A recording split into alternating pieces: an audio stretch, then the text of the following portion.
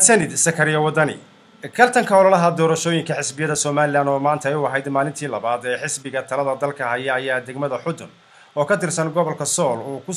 ku soo bandhigay barnaamij ka ballaaran kii maalintii koowaad taageerayaal sita astaanta calanka xisbiga kulmiye oo wata gaadiid aad u tiro badan iyo dadweyne badan oo dhinac socday gaadiidka ayaa si weyn ugu gaaf wareegayay wadooyinka degmada Xudun ugu dambeyntiina taageerayaasha xisbiga kulmiye ayaa isugu soo ururay xarunta maamulka degmada Xudun waxaan halkaasi ay ku soo bandhigeen ciyaar Soomaalida hidaha iyo dhaqanka ugu dambeyntiina waxa fagaaraha ka hadlay xubno isugu jira odayaal haween waxgarad iyo mas'uuliyiinta xisbiga kulmiye ee degmada Xudun waxaana hadaladoodii kamid ahaa codkeena yaynu siinaa maanta kulmiye isaga shaqeynayno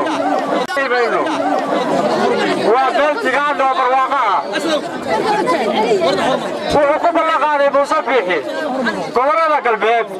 inuu ku bari gaarsiiyo markaa baratu saayro ku ballanqaaday aanay beelbeelaya kaga jirin horena wax qabadkiisa u aragnay dawaynu taageero raacnaa calanka aynu siino Muuse Biixi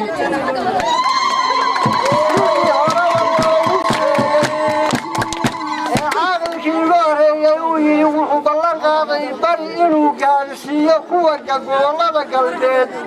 sidaa darteed ama uu wax u qabtayna baa inagu kalifaya inaynu ugu ridno calankaas codkasiino maanta Muuse Biixi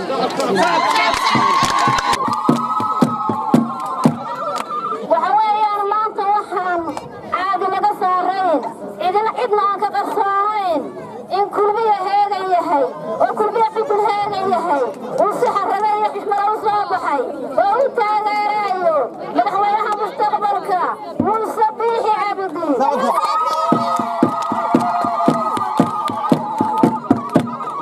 magaalada Xudun ay noqotay kulmiye